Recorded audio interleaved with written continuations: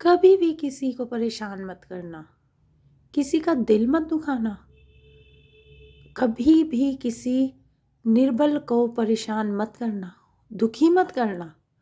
तुम कितने भी ताकतवर हो, कितने भी पैसे वाले हो, अगर आपने किसी कमज़ोर इंसान को परेशान करा या उसकी किसी मजबूरी का फ़ायदा उठाने की कोशिश करी, तो आपके कर्मों का हिसाब ऊपर वाला रखता है।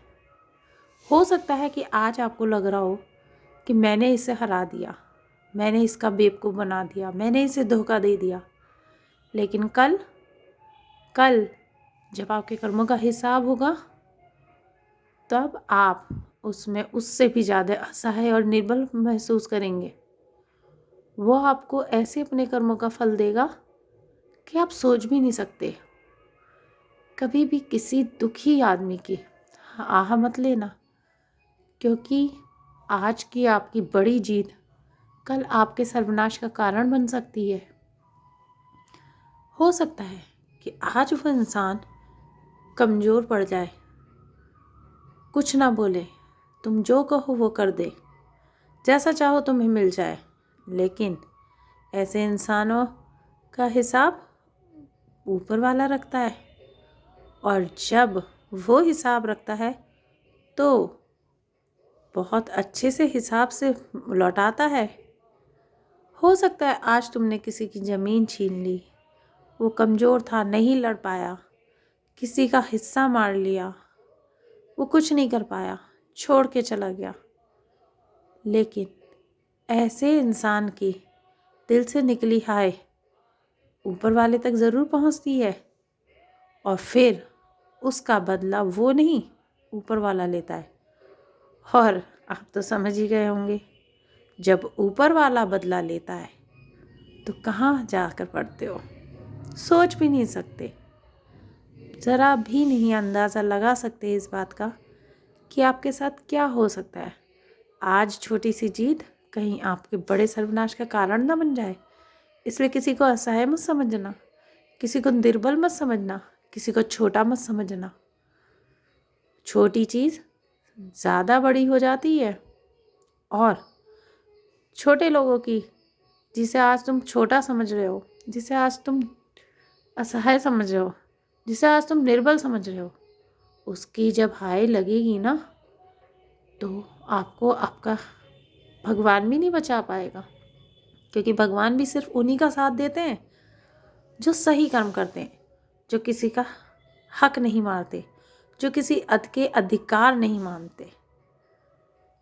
अन्यथा आप कितने घंटों पूजा पाठ कर लो, कितने धर्म कर्म कर लो, कितने जागरण, कितने कीर्तन, कुछ भी कर लो, अगर आपके कर्म अच्छे नहीं हैं, अगर आप किसी दुखी को परेशान कर रहे हो, किसी अच्छे इंसान को परेशान कर रहे हो, तो मान के चलना कि आपके कर्मों का हिसाब वो रख रहा है। और हर कर्मों के हिसाब को रखते हुए हर कर्मों का फल वो तुम्हें देगा, तुम्हारी औलाद के रूप में, तुम्हारे शारीरिक रूप के रूप में। पता नहीं हाय का लिया हुआ पैसा कहाँ का कहाँ निकले, इसलिए बहुत सोच समझ कर पैसा कमाना, किसी का हक मत मारना, किसी का अधिकार मत छीना, किसी को परेशान करने की सोचना भी मत, वरना तुम खुद नहीं समझ पाओगे कि तुम्हें ये किन कर्मों की सज़ा मिल रही है।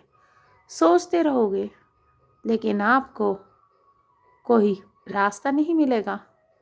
कर्म तो आप एक बार कर जाओगे, गलत कर्म कर जाओगे, किसी को परेशान करके कोई चीज़ अगर हासिल कर भी ली, किसी के दुखी मन से निकली हाय की चीज़ अगर आपको मिल भी गई, वो कभी फलीभूत नहीं होती, वो हमेशा गलत ही रूप में निकलती है, बीमारी के रूप में। आपकी औलाद बीमार पड़ जाएगी, आप बीमार पड़ जाओगे, आपकी औलाद नशे की लत में लग जाएगी, चरित्रहीन हो जाएगी, कुछ नहीं कर पाएगी, आप पे ज़िंदगी भर बोझ बनकर रह जाएगी।